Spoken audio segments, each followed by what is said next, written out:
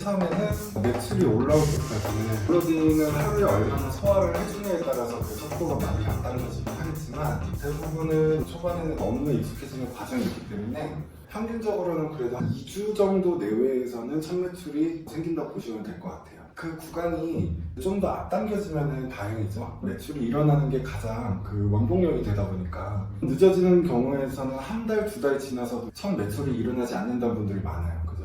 네, 맞죠. 이제 클래스를 진행을 해주시는 분들은 저희가 피드백을 계속 드리기 때문에 그런 이제 경우는 없다고 보시면 되겠지만 이제 스스로 혼자 하시는 분들 많잖아요, 구매대. 네. 그분들이 중간에 포기하시거나 그만두시는 이유 중에 가장 큰 게 해도 안 된다. 본인이 자기가 뭐가 잘못되는지를 자가 점검을 계속 지속적으로 해주시면은 이제 가능하죠. 예를 들면 경쟁 강도가 적합하지 않는데도 고집으로 그 카테고리만 계속 올리신다던가 아니면 이제 업로딩 해주시는 양이 굉장히 떨어지시기 때문에 노출이 많이 안 된다던가 아니면 구매 대행과 적합하지 않은 카테고리를 하시는 분들이 많아요. 아, 그렇죠. 네. 이제 아무리 경쟁 강도가 좋아도 전환율이 많이 떨어질 수밖에 없죠. 네. 그래서 처음 매출이 일어나기 전까지가 그러니까 클래스를 들으신 분들도 스트레스를 받고 그다음에 아무것도 모르시고 하시는 분들은 이제 더 스트레스를 받고 여기서 멘탈 극복을 하는 방법은 기계가 돼야 되는 것 같아요.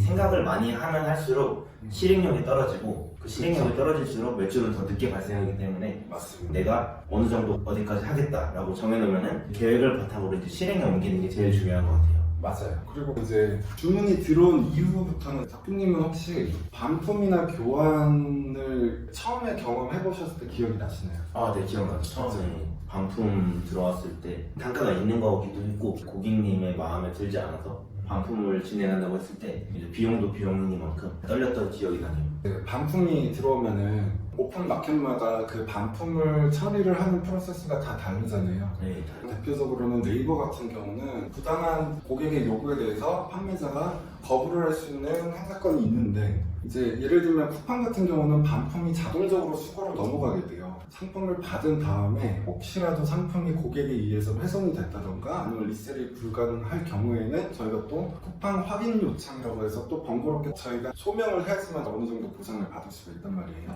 저도 맨 처음에는 쿠팡을 다른 오픈마켓과 똑같이 진행을 하다가도 워낙 구매자의 반품이 쉽다 보니까 반품 수량이 점점 쌓이기 시작을 하더라고요. 근데 반품은 저희한테 들어오면 그게 저희 매출에 마이너스가 되는 부분이기 때문에 하나하나 다 제가 스트레스를 많이 받았던 것 같아요. 이제 계속 진행을 해보면서 쿠팡에서 반품이 일어나는 비율이 10% 이하라고 보시면 되거든요.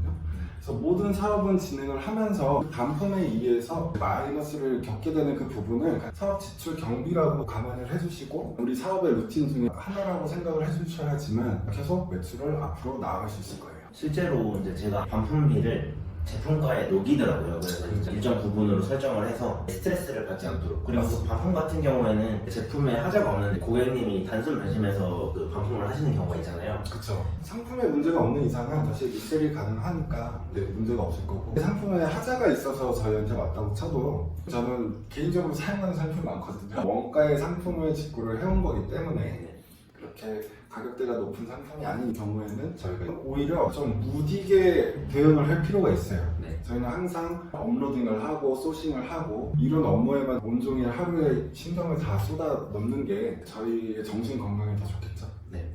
마지막으로는 저희가 나중에 세금 신고를 할 때는 저희가 반품으로 해서 매입이 잡혀 있는 것들이 판매가 그대로 저희가 기부를 하게 되면은 절세 효과도 있습니다. 그렇기 때문에 반품 들어온 상품들을 기부에 관련된 그 내용만 있으면 종소세를 낼 때 판매가만큼 절세를 할 수 있기 때문에 여러 가지 방법이 있다고 보시면 돼요. 고객과 맞닿아 있는 판매자다 보니까 CS를 이제 담당을 하는 사업자잖아요. 그래서 CS를 이제 담당하는 직원분이 없는 이제 개인 사업자분들은 뭐 배송 일정이 가장 많아요. 구매 대행이기 때문에 그렇죠. 처음에는 일일이 고객의 니즈에 맞춰서 전화도 받고 문자도 받고 했었는데 지금은 모든 오픈 마켓마다 질문에 대해서 제가 만들어 놓은 템플릿이 자동으로 답변을 하는 시스템이 굉장히 많아요.